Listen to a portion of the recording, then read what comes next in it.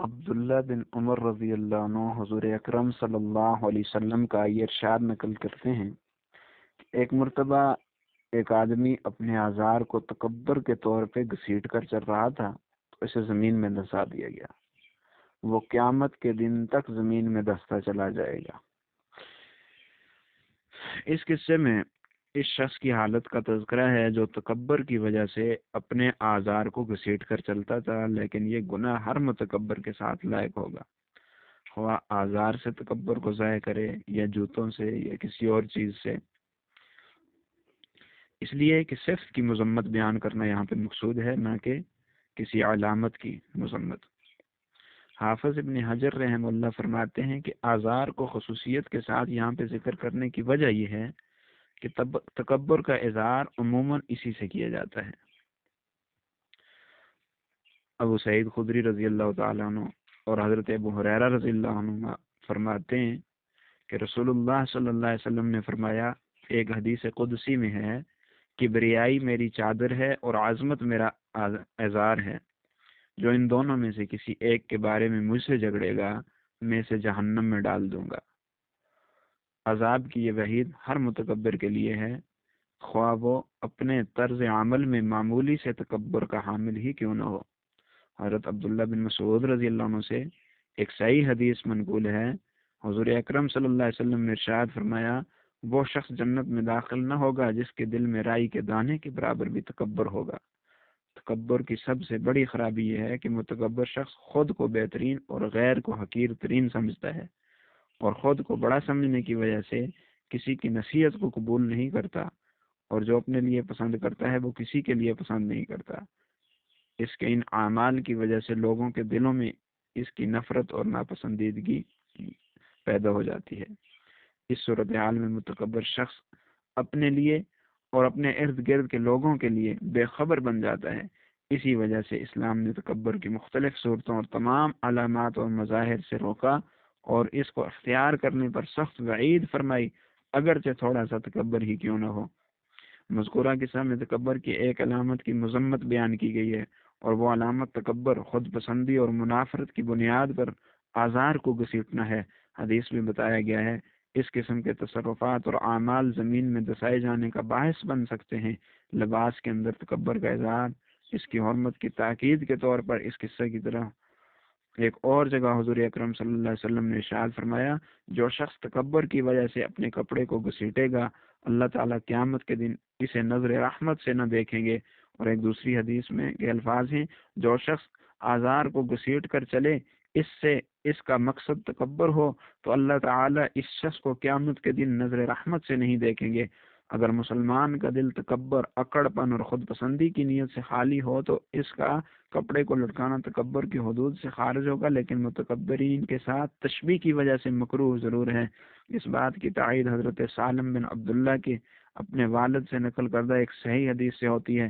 حضور اکرم صلی اللہ علیہ وسلم نے فرمایا، جو شخص اپنے کپڑے کو تکبر کی وجہ سے گھسیٹ کر چلے گا، اللہ تعالیٰ قیامت کے دن اسے نظر رحمت سے نہ دیکھیں گے۔ یہ سن کر حضرت ابو بکر رضی اللہ عنہ نے عرض کیا، یا رسول اللہ، میرے آزار کا ایک حصہ نیچے لٹک جاتا ہے لیکن میں اسے اوپر کر لیتا ہوں۔ حضور اسلام نے فرمایا، تو ان لوگوں میں سے نہیں جو یہ عمل تکبر کی وجہ سے کرتے ہیں۔ علماء کرام نے ان روایات کو، جن میں شلوار ٹخنوں سے نیچے کرنے کے وحید کا تذکرہ ہے، اس معنی پہ محمول کیا ہے، اگر کوئی شخص بطور تکبر کے ایسا کرے، لیکن اگر اس کی نیت تکبر کی نہ ہو تو یہ محض مکروہ ہوگا۔ یہ بات بھی ذہن نشین رہے کہ آزار کے لٹکانے کی ممانعت سے عورتوں کو مستثنیٰ قرار دیا گیا ہے۔ اس کی دلیل یہ ہے کہ حضور اکرم صلی اللہ علیہ وسلم کا ارشاد مبارک ہے کہ حضرت ام سلمہ رضی اللہ عنہما سے نے حضور اکرم صلی اللہ علیہ وسلم سے سوال کیا کہ عورتیں اپنے دامن کا کیا کریں؟ آپ نے فرمایا، وہ ایک بالش تک لٹکائیں۔ حضرت ام سلمہ نے کہا، اس طرح تو ان کے پاؤں نظر آنے لگیں گے۔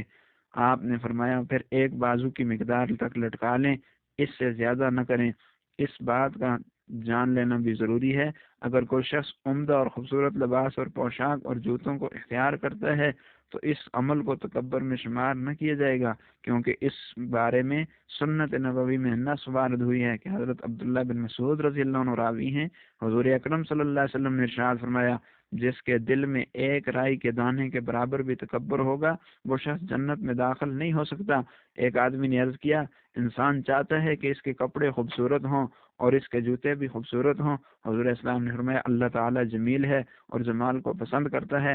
تکبر تو حق کو دھتکارنا اور لوگوں کو حقیر سمجھنا ہے۔ مذکورہ روایت میں ذکر کردہ جملہ اللہ تعالیٰ جمیل ہے اور جمال کو پسند کرتا ہے اس بات پہ دلالت کر رہا ہے کہ خوبصورت کپڑے پہننا صرف مباح ہی نہیں بلکہ مستحب اور ترغیب شدہ عمل ہے۔ اس بات کی تائید بھی حضرت ابو الاحفظ کے اپنے والد سے ذکر کردہ روایت سے ہوتی ہے۔ وہ فرماتے ہیں میں ایک انتہائی بوسیدہ لباس میں حضور اکرم صلی اللہ علیہ وسلم کی خدمت میں حاضر ہوا۔ آپ صلی اللہ علیہ وسلم نے پوچھا کیا تیرے پاس مال ہے؟ میں نے عرض کیا جی ہاں۔ آپ نے دریافت فرمایا تیرے پاس کیا مال ہے؟ میں نے کہا اللہ تعالیٰ نے مجھے اونٹ، بکریاں، گھوڑے، غلام عطا کیے ہیں۔ حضور اسلام نے فرمایا جب اللہ تعالیٰ نے تجھے مال دیا ہے تو اللہ تعالیٰ کے احسانات اور انعام کا اثر تجھ پہ ظاہر ہونا چاہیے۔ بہرحال جب تکبر تمام لوگوں کی طرف سے اپنے مختلف مظاہر کے ساتھ ایک مذموم حرکت ہے تو دعوت دینے والوں کے لیے اس کی مذمت اور بھی بڑھ جاتی ہے، کیونکہ لوگ ان کے علم اور دینی سمجھ کے محتاج ہوتے ہیں۔ اگر داعی لوگوں کے سامنے بڑا بنے گا اور اپنے آپ کو ظاہر اور اپنی گفتگو کے ذریعے اظہار تکبر کرے گا تو وہ خود بھی گمراہ ہوگا اور دوسروں کو بھی گمراہ کرے گا، اور پھر اس کا علم اور اس کی دعوت اس کے خلاف دلیل بن جائیں گے، اس کے حق پہ دلیل نہ بن سکیں گے۔ یہ بات بہت ضروری ہے کہ دعوت دینے والے اپنے ظاہر اور اپنی گفتگو میں تواضع اور عاجزی کے آداب کو اختیار کریں تاکہ لوگوں کے دلوں میں ان کی محبت پیدا ہو، جس کے نتیجے میں داعی حضرات کو دعوت کا ثمر جو ہے وہ مل سکے، اور اس قصے میں برزخی زندگی اور اس کے عذاب و انعام کا ثبوت بھی ملتا ہے، کیونکہ اس قصے کے مطابق متکبر شخص کو قیامت کے قائم ہونے تک مسلسل زمین میں دسائے جانے کا عذاب دیا جاتا ہے۔ اللہ تعالی تکبر جیسی مسموم بیماری سے ہم سب کو محفوظ رکھے۔